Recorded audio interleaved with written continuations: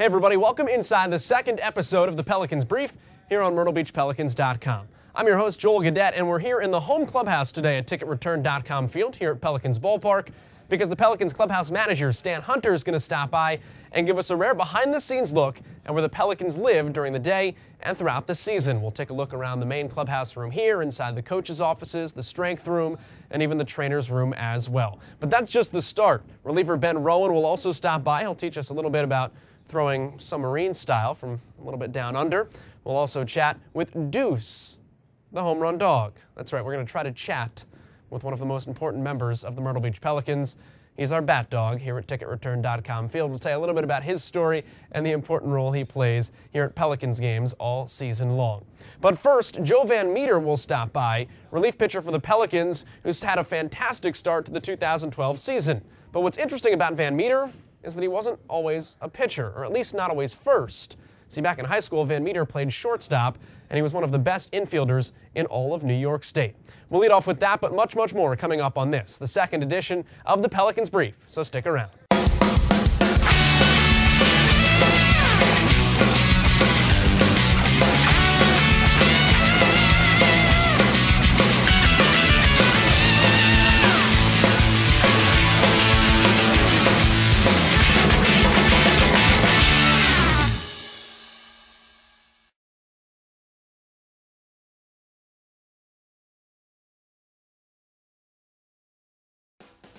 This is Joe VanMeter in 2010, the 10th ranked hitter in all of Division I college baseball. Leading Virginia Commonwealth, VanMeter hit .434 with 10 home runs and 76 RBI. VCU had been picked to finish 7th in the 11-team Colonial Athletic Association, yet somehow dug deep and made it to the conference tournament finals. Got there and we got into the final game. We had a doubleheader with UNC Wilmington. They beat us the first game. They had to beat us twice. Second game, we went into like extra innings. They went up in the beginning of the game 5-0, and then we came back, and I came up to the plate with a runner on first in the top of the 12th. It's gone. Joe VanMeter hits a 2-run homer, and Coach Keys is jacked. He'll fist bump twice, and VanMeter comes through again. That put us into the NCAA regional, so that was definitely one of my most memorable baseball events. So here's VanMeter, a postseason hero in Richmond, riding high into the draft, where the Rangers would take him in the 21st round. And 2 years later, he's still doing it. He's got a tremendous arm, really kind of keeps to himself but knows how to pitch. And what he's done here so far has been a great job. It's sort of like a swing man for us. He can close, he can do some long relief. Wait, what? The way he keeps his fastball down and then goes up and elevates by design, and you get a drastic difference when you pitch like that. He keeps his fastball across the knees, and then when he elevates it, it's much more effective because the drastic difference in the height of the pitches. No, maybe he's talking about hitting fastballs. Let's keep going. But he's also got an above-average curveball. He uses his changeup more towards lefty hitters, I think, but we'll also throw it to righties, and he's just got a good sense or feel for what he's doing. He's making adjustments and making quality pitches. So VanMeter's a pitcher? Yeah. And it turns out he's a pretty good one, too. Probably most of his career he was focused on being a position player and had a lot of success at that. So maybe this isn't as tough for him as it may have been for some other guys who haven't played position and just pitched. He's adjusted to it well. Sometimes you gotta let something good go to get something greater, and I had to persevere when it comes to that, and so yeah, that's kind of where I'm at right now. Where he's at is a 1.67 April ERA, striking out 17 in 16 innings of work, settling in after hitting the mound full-time last season. I'm relatively new to pitching, so it was good getting all those innings. I learned a lot of what I can and what I can't do. Again, that first season, it was very helpful to know what I got to work on in the off season, and I'm more prepared this year than I was last year. Another thing that's helped VanMeter, talking shop with teammates, specifically the intuitive Cody Buechel. The two of them talk a lot about pitching. Obviously, Cody's a pretty intellectual kid and has a neat perception of what he's doing from the standpoint of using the last pitch to set up the next pitch, and without going into detail, they're just you know, they're feeding off of each other, I think. Yeah, I mean, I just try to be a sponge in general. I think this game, you never want to stop learning. Every day you want to, you know, pick up something new, and I'm a firm believer in that. And Cody's a great resource. We kind of throw ideas off each other's head, and we talk baseball all the time, so it's good having guys like that around. Now, what's equally as good is VanMeter's recent hitting experience. He knows how to get hitters out, because he used to be one. He has the sight and the insight of knowing what a hitter does, and if he sees maybe a right-handed hitter pull off pitches a little early, he knows that, you know, maybe staying on the outside part of the plate is going to have success for him because he may have gone through those failures as a hitter. I do put myself in the perspective of the hitter and try to think what he's thinking in certain counts, and you know, so it does help me in that aspect. But don't be fooled. The itch to grab a bat does still creep up now and again. Yeah, I do. I do miss it a little bit. You know, seeing these guys hit BP every day, I do wish that I could do both. But unfortunately, in this business, it's a long season, and sometimes you got to do what the club asks of you. And so far, VanMeter's done just that, and then some.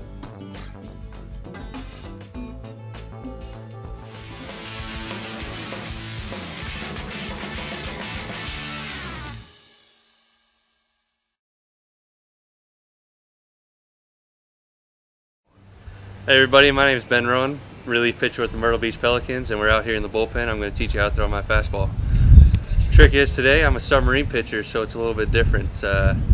So I start off, I come set just like everybody else, standing up looking towards home plate, but from there it gets a little funky. I come set, lift my leg, find a balance point, and then I bend over at the waist, get separation, and come through as low as I can to the ground, almost scraping the ground, and sometimes hitting my knuckles. So I started throwing submarine back in high school. My coach wanted me to start throwing a little bit different because over the top wasn't working for me. It helps me because I create a lot of movement with my fastball, get a lot of sinking movement and a lot of ground balls, and helps me when I go up to against batters at the plate because I don't throw that hard, but I have a lot of movement on the ball. It took a while for me to get used to throwing like this. It took about 6 weeks before I can actually throw and play catch with somebody without losing a bunch of baseballs. But it's been about, I'd say, 6-7 years now that I've been throwing submarine, and now it's natural. I can't even throw overhand. Hey, I'm Rowan, and this is how you throw a fastball submarine.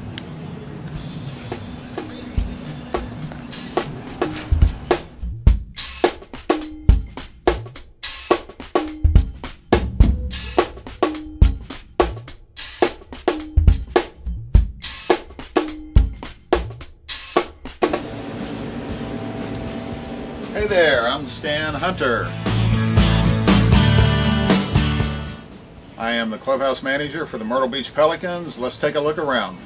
All right, now we're in the main locker room area. This is the players' home for about 6 hours out of the day. Most of them come in here 1, 2 o'clock in the afternoon. As you can see, all the lockers are set up, players' names, numbers. Here's an example. This is Castillo, one of our catchers. Each guy has their own space, has their own little cubicle. They have a concealed area up top, privacy area. They all have their own padded chairs with the Ranger logo on them. Locker room is decent size for an A-ball locker room. They have space to spread out. We have 4 large round tables that they can sit at, plus a desk and another long table. And their downtime, they have cards, chess, checkers, dominoes, all kinds of little games they play. As you can see, we have big screen TVs in every corner in the clubhouse. Benny can get a little intense. Last year I know Princey was very intense with chess. I think Prince was one of the top chess players last year. This year I haven't noticed any real stressful games yet. Probably DeFazio's the most animated, but he may be the most animated player on the team, period. So they have plenty of things to entertain them. And now we can go back here and see the trainer's room and the weight room. This is the Pelicans weight room. This is where the players get buffed, and so they hang out in here pretty often too. Again, this stadium is 14 years old. There are a couple stadiums in this league that don't even have weight rooms, so we're pretty fortunate here. This is a decent sized room, and it's plenty big enough to get the work in if they need to get in. And in here we have the trainer's room. This is where the players get taped up, get tended to when they have injuries. You can see 2 whirlpools, one's usually hot, one's usually cold.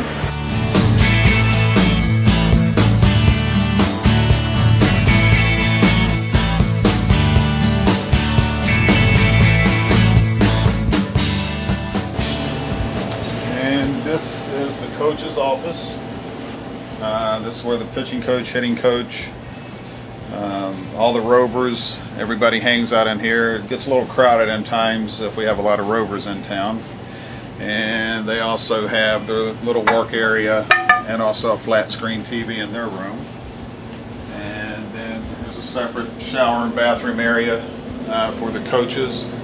And then this is Woody, the manager of the team. This is his office. This is where the players, the little refreshment area, table with snacks on it. I have a 8-foot table here that I set up after BP and after the game. The players get fed twice a day. They get fed after batting practice with fresh fruits, deli meats, pasta salads, tuna salads, chicken salad, a little bit assortment of everything. I try to mix it up every other day. This is the laundry room.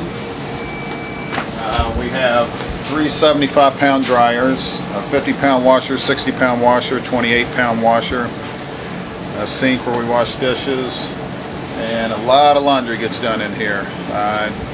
This is the only laundry facility in the parks. The home clubhouse gets their laundry done, the visiting clubhouse gets their laundry done, the towels, the umpires, concessions, any laundry gets done in the park gets done in this room, so this is a very active room, probably about 10 or 12 hours out of the day.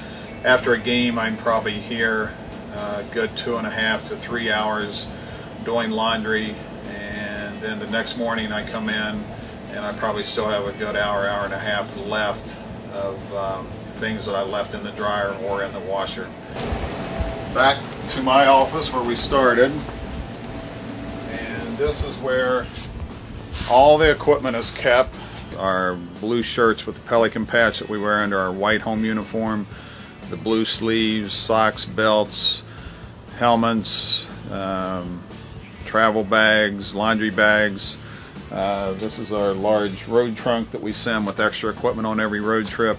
This is extra unis here, game baseballs here, t-shirts, anything that I need up top, batting helmets, all the pants are over here, towels up there, refrigerators where I keep my food, and then back here I have a convection oven, crock pots, electric skillets, tabletop burners, mixers, and like I said, I do majority of my cooking here, baking, try to take care of the players, and here I may make anything from pasta dishes to baked ham, to turkey, to pork chops, to baked chicken.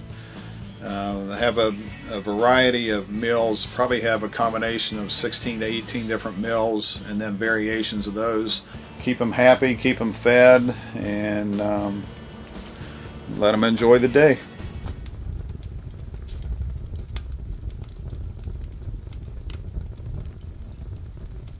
Pelicans pitcher Ben Henry for us hot seat. How you doing, Ben? Doing well. How are you? Doing just great. What's it like to play professional baseball so close to your hometown of Loris? It's great. You know, a lot of friends and family come to the game, and I can always shoot home whenever I want to for a nice home cooked meal and see my dog. So it's nice.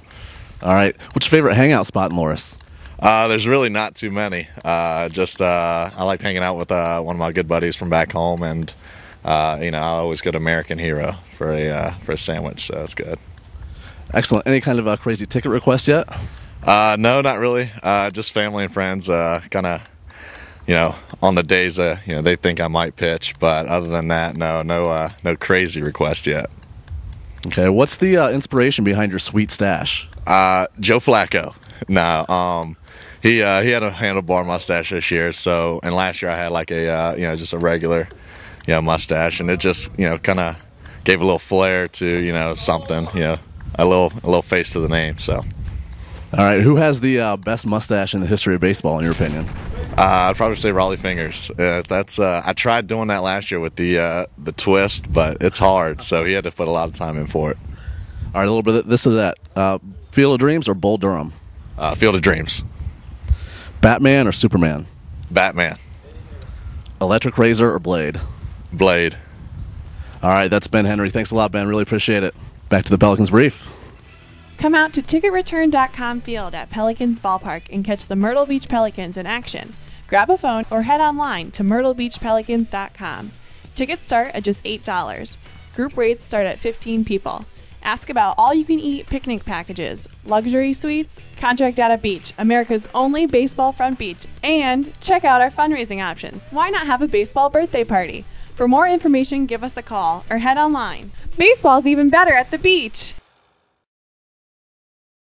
We continue here on the Pelicans Brief outside the batting cage here behind the home clubhouse, and we're joined now by Jared Hoey, outfielder for the Pelicans. First off, welcome back to Myrtle Beach. Second year here with the Pelicans. So tell me a little bit about the adjustments, the differences, what it's like going through this level a second time, and how it makes things a little bit easier for you. Last year was my first professional career and full season. It's the first full season I've ever had, and there's a lot of learning.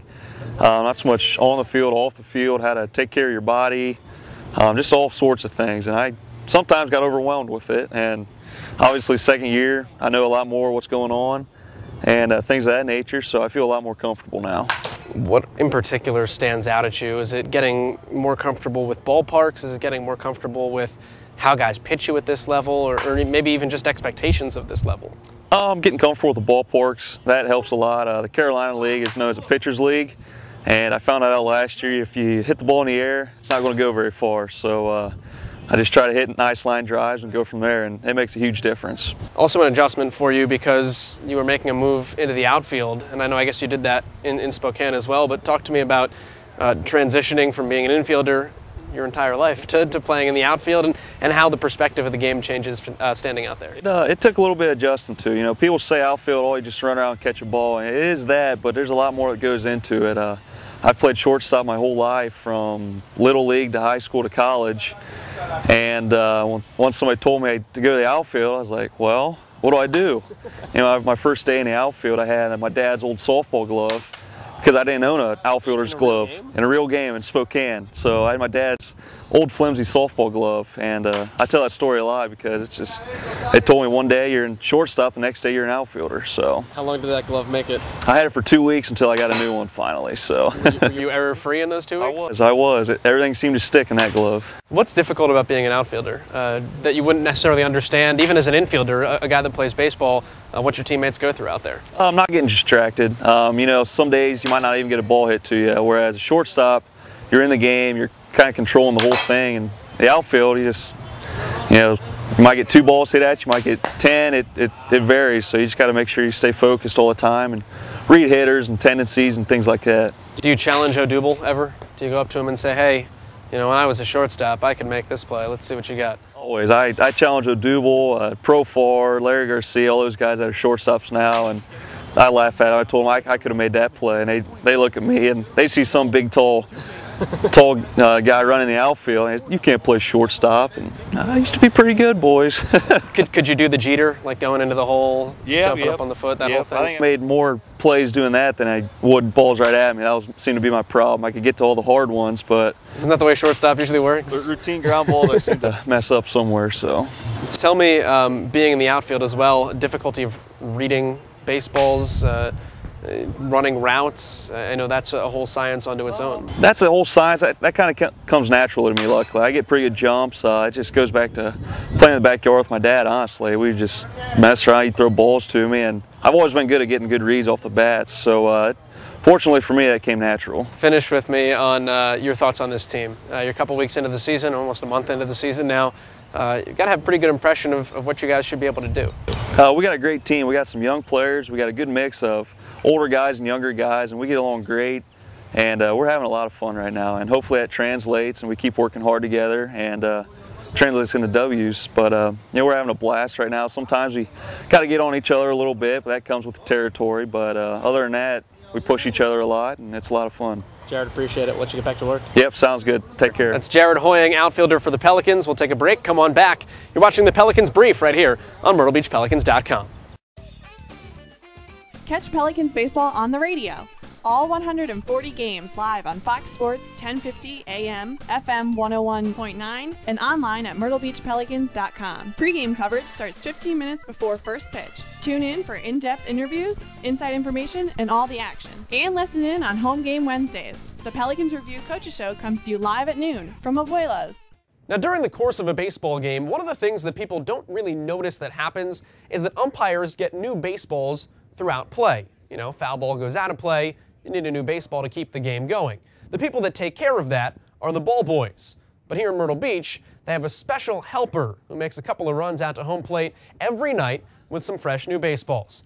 So let's head out to the field and meet the guy who's responsible for bringing these new pearls to the umpires all night long. It's Deuce, the home run dog. Who let the dogs out? Who let the dogs out? Who Let the Dogs Out by the Baja Men, the party song of the early 2000s. But Pelicans bat dog Deuce doesn't rock out when he hears the canine anthem. Instead, he's got a job to do. Who Let the Dogs Out, he is trained on that music. If he was in a normal setting, he would probably jump around and get really excited because he knows that it's time for him to go to work. And he knows, well, every time that song plays, I'm going to bring those balls out to the umpire and I'm going to get a treat. And so he just continues to do that over and over again. To the delight of thousands of Myrtle Beach Pelicans fans. Twice a game, Deuce delivers baseballs to the umpires, and after Pelicans wins, he takes a victory lap around the bases. We have to walk around with treats and put a treat on each base, and he knows that's his setup time, and then his command for that is. So if you were to go up behind him and say, he would get really pumped up and really excited, ready to go. A job he's had since 2008, when he trained alongside his older brother, Dinger. Deuce now carries on that legacy on the field and in the office. Deuce comes in every morning and he is so excited. He runs through the door and he comes straight to me and he starts licking you and he's jumping around and he's so excited. Deuce is a big part of the Myrtle Beach Pelicans. He's our mascot. Deuce is a fun dog to have around. He keeps the spirit in the office light, and it's always nice to have that animal, I guess, in the office. It's something different that most people don't get to enjoy, and he's good for a hug, and his favorite thing to do is come up behind you and lick your elbow. That and chase tennis balls, baseballs, and play with stuffed animals. And one thing he does is he'll go behind my desk where all the actual webkins are, and he will sneak behind me so I'm not actually when I'm not looking, and he'll grab a webkin and run off with it. And we have several of these webkins actually laying around for Deuce. And you'll walk up and you'll actually find a webkin where Deuce has actually destroyed it. To figure out just how much Deuce really enjoys his time here in the front office with the Pelicans, we figured we would go straight to the source. So Deuce, how much do you love being a member of the Pelicans front office? He really likes that tennis ball. I think Deuce really enjoys his time here in the office with the Myrtle Beach Pelicans. I think that goes without saying. Now, Deuce didn't just get good at his job overnight. It took some training, something his breed, a yellow lab, takes pretty well. They're used as canine companions for blind or for disabled people. So Deuce has a leg up on other dogs just because he knows he can respond to commands a lot easier. His breed is bred to be very loyal and very reliable. So as far as training goes with him, he's going to usually pick up on cues a lot better. He's going to be easily trainable. Deuce was trained as a young puppy, and then we were given the same commands that he was trained upon, and he does most of it for treats. He's actually trained to not even need the treats, but we give him a little extra bonus of it. And his treats are actually shredded wheat, so he's on a little bit of a diet. And just like any other professional, Deuce needed, and still needs, practice to keep in form. He had to watch Digger for a little while, if I'm not mistaken. He followed, watched. I think he was there around the same time at the end of Digger's life. So a lot of times they'll do that. Puppies will watch an adult dog, see what they do. And in the off season, just like the players, they have to watch what they're doing in the off season because they have to be ready for the season. So Deuce has to do the same thing because he has a job to do when the season starts. In the off season, he still needs to be keeping his skills up. He still needs to be training. He still needs to be following commands because it's important for him to be doing all this stuff so that he can be ready for the season to start. He's not going to automatically remember when that song plays, I'm going to go out and bring the balls to the umpire because I did it last year. He has to be consistent with training. And on being the office's best friend. And that wraps up our second episode of the Pelicans Brief. The Birds will be home all throughout the month of May, starting first on May 8th when they take on the Carolina Mudcats in the first ever meeting at this ballpark between those two teams. And as always, for any information you need on the Pelicans, you can give us a call, phone number listed just below, or visit us online at myrtlebeachpelicans.com. In the meantime, that's all I've got for today. So we'll check back with you next time right here on myrtlebeachpelicans.com and the Pelicans Brief. See ya.